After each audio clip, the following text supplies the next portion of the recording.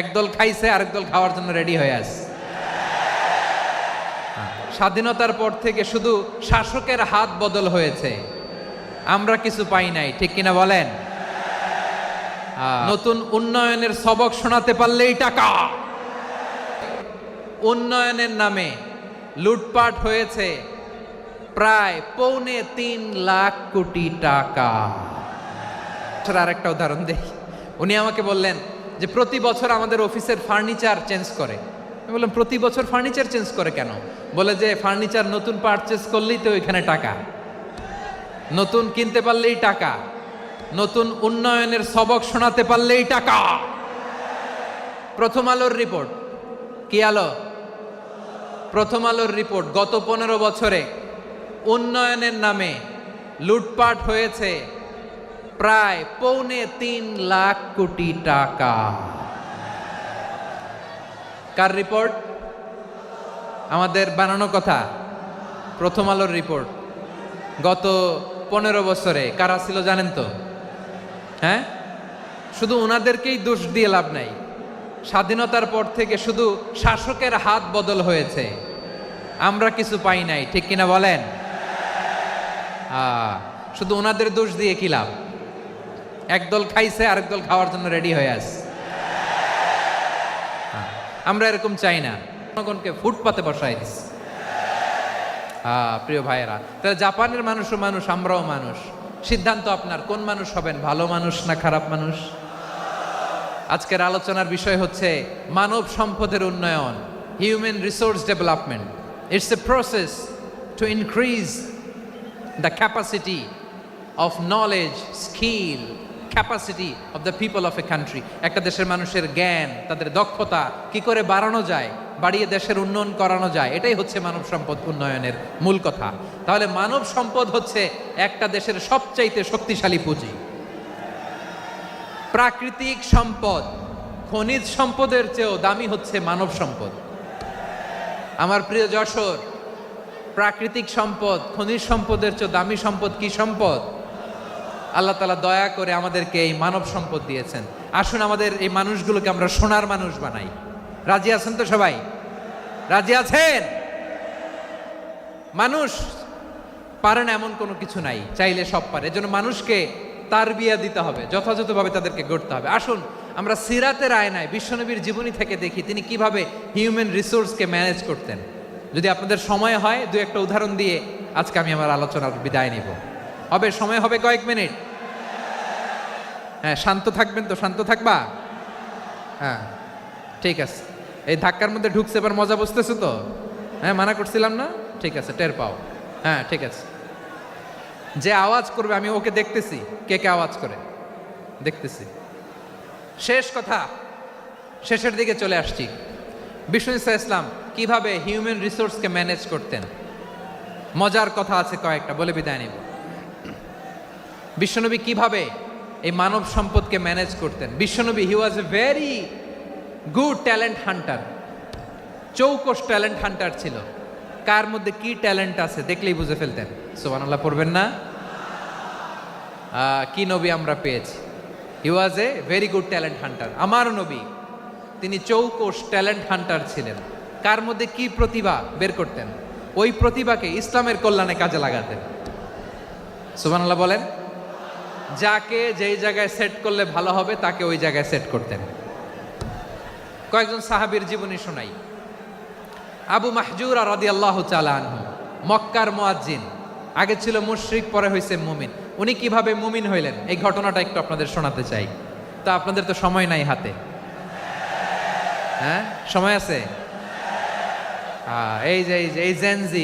এই জেনজি শেষ করে দিল আজকের প্রোগ্রামটা। 1 ঘন্টা ধাক্কা ধাক্কি করে কেমনে দাঁড়ায় আছে আমি বুঝলাম না।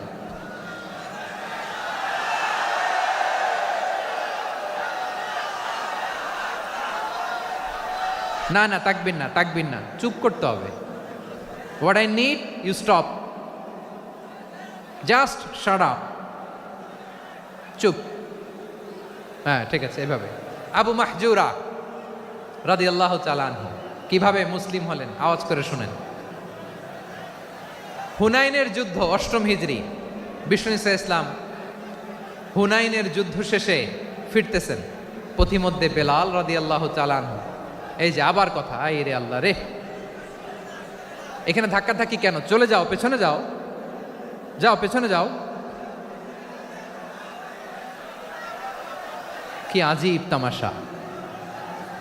যেখানে যায় এখানে ধাক্কা ধাক্কি, মারামারি, গায়ের উপরে, কাঁধের উপরে, শাউটিং। অনেক গুরুত্বপূর্ণ কথা পয়েন্ট করে নিয়ে আসে যে বলবো, এই শাউট করার কারণে প্রোগ্রামটাই নষ্ট করে দেয়। আসছে আমার ভালোবাসা দেখাইতে, প্রোগ্রামটাই শেষ করে দিয়ে চলে যায়। স্টপ। আবার কথা বল, স্টপ। হুনাইনের যুদ্ধে, অষ্টম হিজরি, কত হিজরি? সবাই বলেন না একটু, কত হিজরি? অষ্টম হিজরিতে হুনাইনের যুদ্ধে রাসূল সাল্লাল্লাহু আলাইহি ওয়াসাল্লাম ফিরে আসতেছেন মদিনায়। পথিমধ্যে বেলাল রাদিয়াল্লাহু তাআলা আনহু আজান দিচ্ছেন। কি দিচ্ছেন? তো পাশে ছিল মুশরিকদের একটা পল্লী, কিছু মুশরিক তরুণ, কিছু অমুসলিম কিশোর, তারা আজানকে ব্যঙ্গ করতেছে। আমাদের বাংলায় মুখ ভেঙ্গানো বলে আর কি। বেলাল রাদিয়াল্লাহু তাআলা আনহু আজান দিচ্ছেন, ওই বাচ্চাগুলো মুশরিক, তো ওরা আজানকে ব্যঙ্গ করতেছে, বিকৃতি করে ওরাও আজান দিচ্ছে। উদ্দেশ্য হচ্ছে আজানকে নিয়ে ঠাট্টা করা। উদ্দেশ্য কি? ঠাট্টা করা। ব্যাপারটা মনে কষ্ট পাওয়ার মতো ব্যাপার না? কিন্তু বিশ্বনবী ওইখানে দেখেন কি খুঁজলেন। বিশ্বনবী খেয়াল করলেন অমুসলিম কিশোরদের মধ্য থেকে একটা কিশোরের গলাটা বড় দরাজ গলা, কণ্ঠটা বড় সুন্দর। খেয়াল করে দেখলেন যে কিছু কিশোর বেলালের আজানকে ব্যঙ্গ করে, বিকৃতি করে, কিন্তু একজনের কণ্ঠ দেখতে পাচ্ছেন না এত দূরে, কিন্তু কণ্ঠটা বড় সুন্দর, দরাজ গলা। বিশ্বনবী সাহাবীদেরকে বললেন, ধরো এগুলারে, ধরো। সবগুলারে ধরে বিশ্বনবীর সামনে আনা হলো। ওরা হাঁটু গেড়ে বসলো। বিশ্বনবী বললেন, তোমাদের মধ্যে কে যেন ব্যঙ্গ করে আজান দিচ্ছিল, তার গলাটা বড় উঁচু, গলার বেসটা বড় মজবুত, মেলোডিয়াস, সুমধুর কণ্ঠ। কে? আবু মাহজুরা বলে, আমার বন্ধুরা সবাই আমার দিকে আঙ্গুল দেখায়, আমি পড়ে গেছি বিপদে। রাসূল সাল্লাল্লাহু আলাইহি ওয়াসাল্লাম বাকি অমুসলিম তরুণদেরকে ছেড়ে দিলেন, বললেন তোমরা যাও। এবার আবু মাহজুরারে পাইছে। আবু মাহজুরার চুলের মধ্যে হাত দিলেন বিশ্বনবী, মাথায় হাত দিয়ে বললেন, এবার আজান দাও দেখি। আবু মাহজুরা বলে, আমি তো আজান দিতে জানি না, কারণ আমি তো বেলালেরটা শুইনা দিছি, আমার তো মুখস্থ নাই, আমি তো আজান দিতে জানি না। বিশ্বনবী বললেন, জানো না? তাহলে আসো, আমি তোমারে শিখাই দেই। সুবহানাল্লাহ পড়েন। আবু মাহজুরা হাঁটু গেড়ে বসে, বিশ্বনবীর মোবারক হাত আবু মাহজুরার চুলের মধ্যে। বিশ্বনবী আজানের মুআল্লিম আবু মাহজুরাকে বলতেছে, ঠিক আছে তোমারে শিখাই দিচ্ছি, আমি যা যা বলবো আমার সাথে সাথে বলো, পারবা? আবু মাহজুরা বলে, পারবো। বিশ্বনবী আজান দিচ্ছেন, মাথায় হাত দিয়ে, আল্লাহু আকবার, আল্লাহু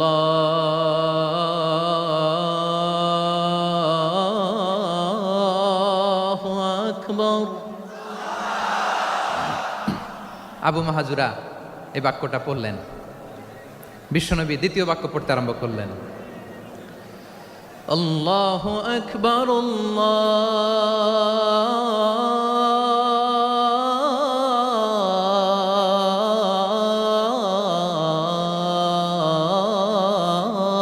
আল্লাহু আকবার। আবু মাহজুরা এই বাক্যটাও বললেন। বিশ্বনবী আবু মাহজুরার মাথার মধ্যে হাত দিয়ে তৃতীয় বাক্য বললেন,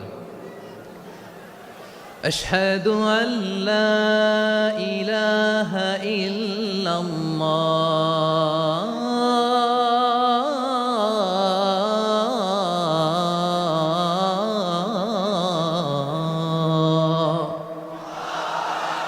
আবু মাহজুরা তৃতীয় বাক্য পড়লেন। বিশ্বনবী একটা বাক্য পরে আবু মাহজুরা পরে, বিশ্বনবী পরে আবু মাহজুরা পরে। আবু মাহজুরা কিন্তু অমুসলিম, মুশরিক। আবু মাহজুরা বলে, এক একটা বাক্য পড়ি আমার কলিজাটা গলে ঠান্ডা হয়ে যায়। এতদিন মোহাম্মদকে গালি দিতাম, এখন মোহাম্মদ আমার মাথায় যখন হাত রাখছে আমার সারা শরীর ঠান্ডা হয়ে গেছে। বিশ্বনবী আজান শিখাচ্ছেন, একটা একটা বাক্য পড়ে আবু মাহজুরাও পড়ে, বিশ্বনবী পড়ে, আবু মাহজুরাও পড়ে। পুরো বাক্যগুলো যখন শেষ, আজান শেষ, আবু মাহজুরাও যখন পুরো আজান পড়লেন, আবু মাহজুরা বললেন, এতদিন মোহাম্মদের চেহারা দেখলে আমার ঘৃণা লাগতো, আজ থেকে মোহাম্মদের চেহারার চেয়ে প্রিয় চেহারা আমার কাছে নাই। আবু মাহজুরা বললেন, ও মুহাম্মদ, আজানের বাক্য তো আপনি আমারে শেখালেন, এখানেই শেষ করবেন না, আপনি আমারে পড়ায় দেন লা ইলাহা ইল্লাল্লাহু মুহাম্মাদুর রাসূলুল্লাহ সাল্লাল্লাহু আলাইহি ওয়াসাল্লাম।